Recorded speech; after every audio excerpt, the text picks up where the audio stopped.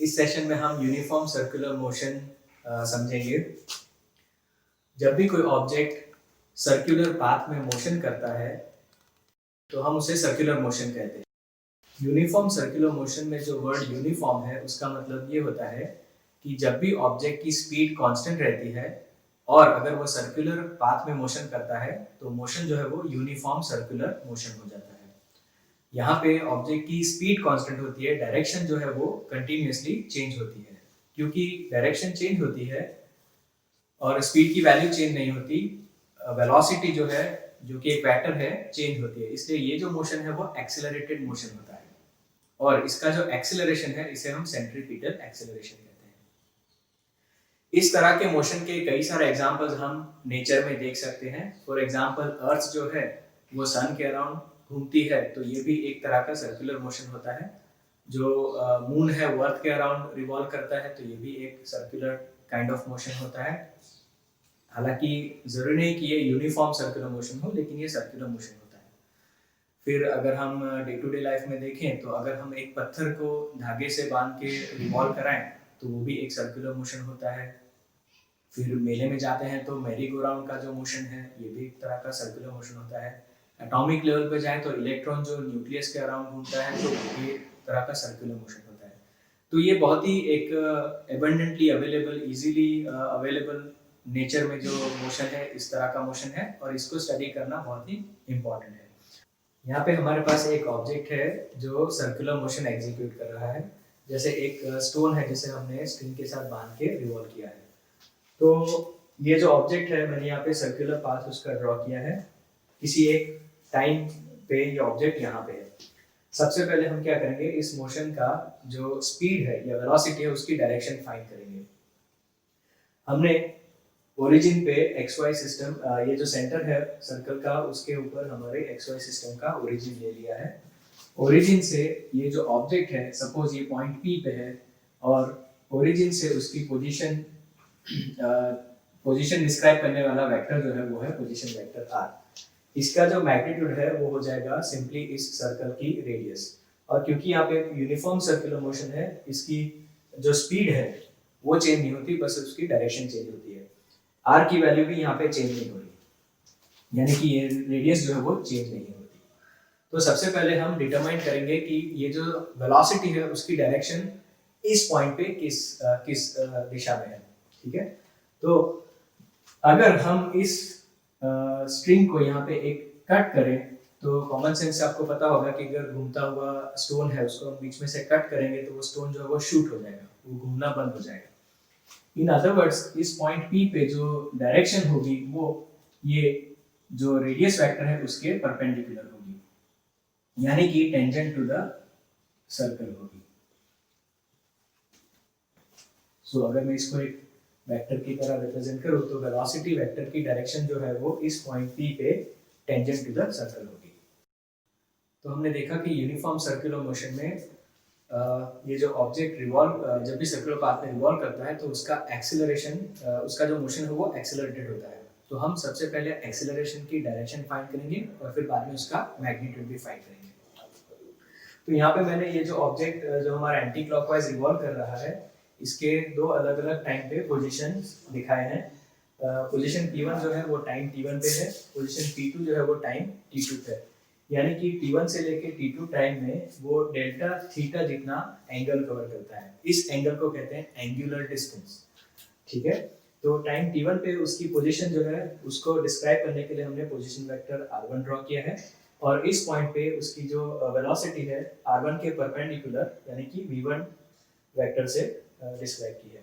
Similarly R2 जो है वो टाइम T2 पे पोजीशन वेक्टर है और वेक्टर V2 जो है वो R2 के परपेंडिकुलर है। तो हम देखते हैं कि R1 जो है वो चेंज होके R2 हो रहा है। तो पोजीशन वेक्टर में जो चेंज है इसे हम डिस्प्लेसमेंट कहेंगे, लीनियर डिस्प्लेसमेंट। तो ये लीनियर डिस्प्लेसमेंट दिखाने के लिए ये सिमिलर ट्रायंगल मैंने यहाँ पे ड्रॉ किया है। ये जो R1 और R2 है ये पोजीशन वेक्टर यहाँ पे R1 और R2 ड्रॉ किए हैं क्योंकि पोजीशन यहाँ से यहाँ जा रही है। टाइम T1 पे ऑब्जेक्ट यहाँ पे है और टाइम T2 पे यहाँ पे है। तो पोजीशन में जो चेंज है वो यहाँ से लेके मतलब कि इनिशियल पॉइंट से फाइनल पॉइंट तक का वेक्टर है जो होगा हमारा डेल्टा आर। तो अगर हम ट्रायंगल ऑफ वेक्टर एडिशन याद करें तो हम देखेंगे कि वेक्टर R2 के हेड पे वेक्टर R1 के हेड पे हमने वेक्टर डेल्टा R की टेल रखी है और रिजल्टेंट वेक्टर हमें मिलता है R2, यानी कि हम लिख सकते हैं R2 is equal to R1 plus delta R। इसलिए हम डिस्प्लेसमेंट वेक्टर डेल्टा R लिख सकते हैं R2 माइनस R1। सिमिलरली ये जो वेक्टर्स v1 और v2 है उसको मैंने यहाँ पे ड्रॉ किया है। सो वेक्टर v1 ये टाइम t1 पे वेलोसिटी देता है, वेक्टर v2 टाइम t2 पे वेलोसिटी देता है। तो वेलोसिटी जो चेंज हो रहा है वो यहाँ से यहाँ तक का है, ये होगा हमारा डेल्टा v। अगेन हम वेक्टर एडिशन का ट्रायंगल और याद करेंगे तो वेक्टर v1 के हेड पे हमने वेक्टर डेल्टा v की टेल रखी है और उससे हमें रिजल्टेंट वेक्टर मिलता है v2। So we can write vector v1 plus delta v vector will be equal to v2. So delta v will be equal to v2 minus v1. सबसे पहले हम एक्सेलरेशन की डायरेक्शन डिटरमाइन करते हैं। हम देखते हैं कि पोजीशन जो है वो r1 से लेकर r2 चेंज हो रही है। हम जानते हैं कि r1 की वैल्यू और r2 की वैल्यू सेम है। सिमिलरली ये जो एंगल है वो डेल्टा थीटा है। अब हमें पता है कि यहाँ पे इस ट्रायंगल में वेक्टर v1 और वेक्टर v2 की वैल्यू सेम है। डेल्टा थीटा जो यहाँ पे है वो सेम डेल्टा थीटा यहाँ पे होगा क्योंकि पोजीशन जो है वो सेम है। तो वेक्टर v1 जो है वो r1 के परपेंडिकुलर है, वेक्टर v2 जो है वो r2 के परपेंडिकुलर है। तो इसलिए हम देखते हैं कि डेल्टा v जो है यानी कि चेंज इन वेलोसिटी जो है वो डेल्टा r के परपेंडिकुलर है। तो अगर हम इस डेल्टा r को इस सर्कुलर मोशन के ऊपर हम ड्रॉ करें तो हम देखेंगे कि डेल्टा r के परपेंडिकुलर है डेल्टा v, यानी कि इस पॉइंट पे अगर मैं परपेंडिकुलर ड्रॉ करूं तो डेल्टा v की डायरेक्शन, चेंज इन वेलोसिटी की डायरेक्शन किस तरफ है, तो ऑब्जेक्ट का जो मोशन का सेंटर है उसकी तरफ है। और एक्सेलरेशन क्या होता है, change in velocity upon change in time. तो एक्सेलरेशन की डायरेक्शन भी चेंज इन वेलोसिटी की डायरेक्शन में होती है जो कि सेंटर की तरफ है, यानी कि इस मोशन में जो ऑब्जेक्ट का एक्सेलरेशन है वो टुवर्ड्स द सेंटर है, सेंटर की तरफ है, इसलिए इसे सेंट्रीपिटल एक्सेलरेशन कहते हैं। तो हमने यहाँ पे सेंट्रीपिटल एक्सेलरेशन की डायरेक्शन डिटरमाइन कर ली है। अब हम इसकी मैग्नीट्यूड यानी कि वैल्यू कितनी होती है ये फाइंड करते हैं। तो एक्सेलरेशन की जो वैल्यू है वो होती है delta v upon delta t। अगर मैं इसको वेक्टर की तरह रिप्रेजेंट करूं तो एक्सेलरेशन वेक्टर होगा delta v by delta t। हमने ऑलरेडी इसकी डायरेक्शन डिटरमाइन कर ली है, वो जो है वो सेंटर की तरफ होती है। तो सबसे पहले हम डेल्टा v फाइंड करते हैं। डेल्टा v जो है इस ज्योमेट्री से हम निकाल सकते हैं। अभी मैंने कहा कि r1 और r2 की वैल्यू सेम है, उसी तरह v1 और v2 की वैल्यू भी सेम है। r1 जो है v1 जो है वो r1 के परपेंडिकुलर है, r2 जो है वो v2 जो है वो r2 के परपेंडिकुलर है। सिमिलरली यहाँ पे एंगल्स डेल्टा थीटा सेम है। तो ये जो दो ट्रायंगल है ये ट्रायंगल सिमिलर ट्रायंगल्स होते हैं, ठीक है। तो इस सिमिलर ट्रायंगल की पैर में अगर मैं साइड्स का रेशियो लूं, यानी कि अगर डेल्टा v से कोई भी एक वैल्यू लूं v2 या v1 और डेल्टा r से कोई भी एक वैल्यू लूं r1 या r2, तो एक साइड जो है डेल्टा v और कोई भी एक साइड ले लूं v1 और उनकी वैल्यू अगर मैं फाइंड करूं तो डेल्टा v की वैल्यू डिवाइडेड बाय v1 की value that will be equal to delta r की वैल्यू डिवाइडेड बाय r1 की वैल्यू, ठीक है। तो अगर हम एक्सेलरेशन की सिर्फ मैग्नीट्यूड फाइंड करना चाहते हैं तो हम ये वेक्टर्स निकाल देते हैं और simply delta v by delta t करना चाहते हैं। तो यहाँ से हमें डेल्टा v मिलेगा, this will be simply delta r into v1 upon r1। अब ये जो मैग्नीट्यूड है ये v1 अपॉन r1 है, इनका मैग्नीट्यूड होना चाहिए। तो हमने देखा कि v1 और v2 जो है वो दोनों वैल्यू में तो सेम ही है और वो हमने लिया है v। सिमिलरली r1 और r2 की वैल्यू तो सेम ही है, वो सिंपली हो जाती है रेडियस ऑफ द सर्कल। तो इसको मैं लिख सकता हूँ delta r into v upon r, जहाँ पे v जो है वो मैग्नीट्यूड ऑफ वेलोसिटी है और r जो है वो मैग्नीट्यूड ऑफ डिस्प्लेसमेंट वेक्टर है, सॉरी पोजीशन वेक्टर है। तो इस वैल्यू को अगर हम यहाँ पे सब्स्टिट्यूट करें तो we get a is equal to v by r delta r by delta T.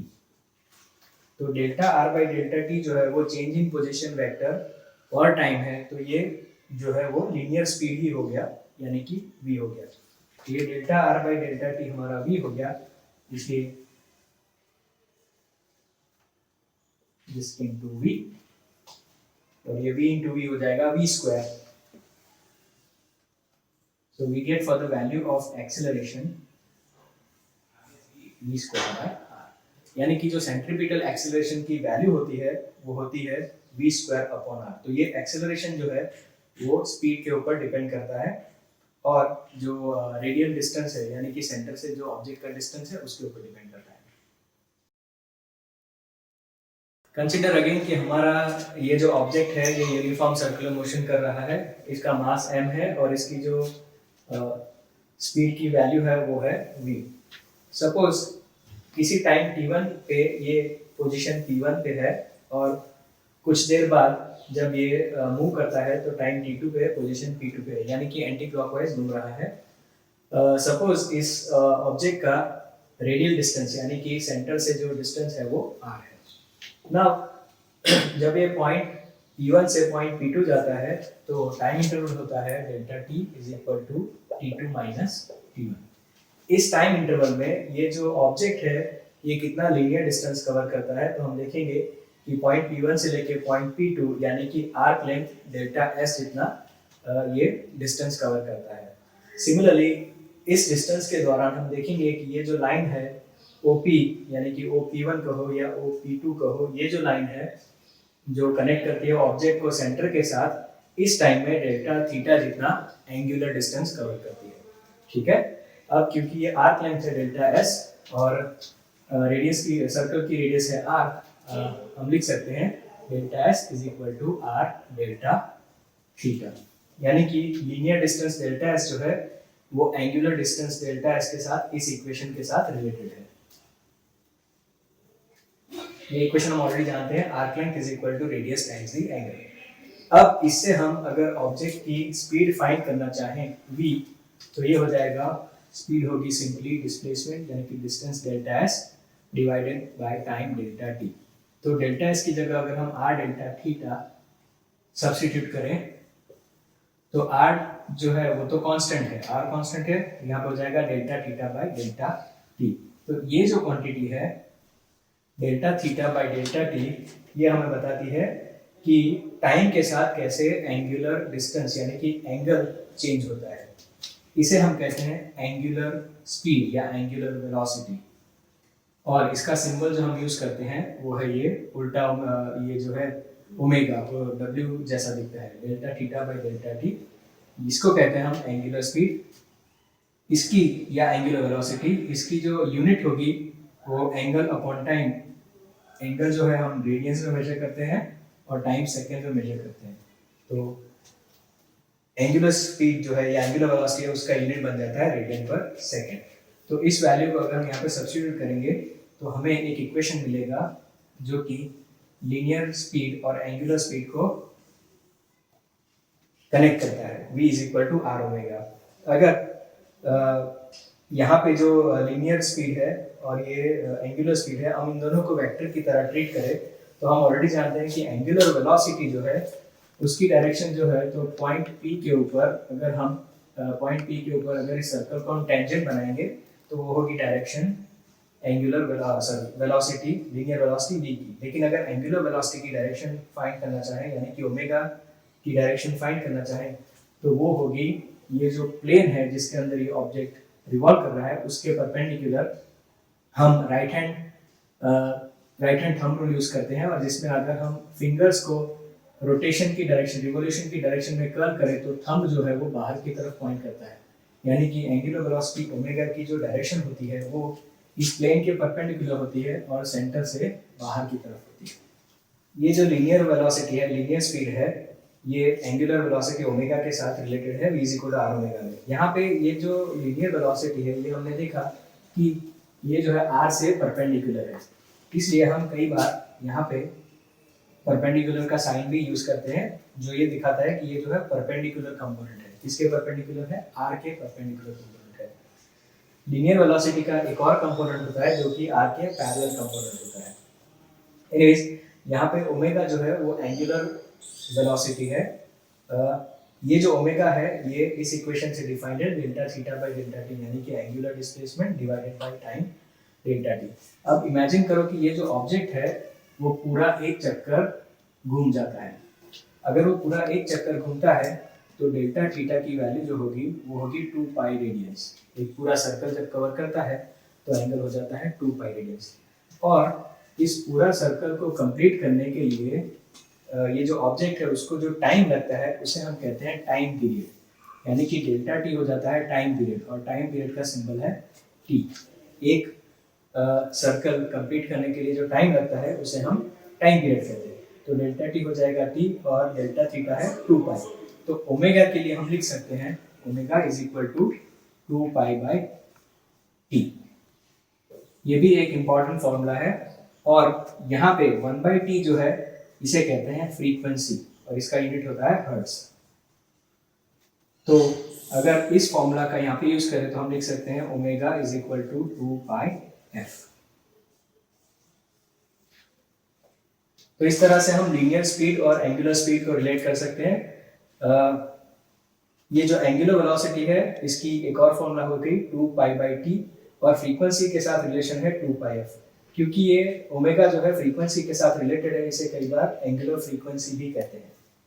अब हम देखते हैं कि ये जो v is equal to are omega है इसका यूज करके हम जो सेंट्रीपिटल एक्सेलरेशन है उसे एंगुलर वेलोसिटी में एंगुलर वेलोसिटी के फॉर्म में किस तरह से ऑब्टेन कर सकते हैं, किस तरह से डिराइव कर सकते हैं। तो हमने देखा था कि सेंट्रीपिटल एक्सेलरेशन जो है उसकी फॉर्मूला उसकी जो वैल्यू आती है वो है a is equal to v square by. अब हमें पता है कि v जो है is equal to are omega है, तो ये वैल्यू अगर हम यहाँ पे सब्स्टिट्यूट करेंगे so we get r square omega square upon r. That means acceleration जो है ओमेगा की टर्म्स में हम लिख सकते हैं आर ओमेगा स्क्वायर।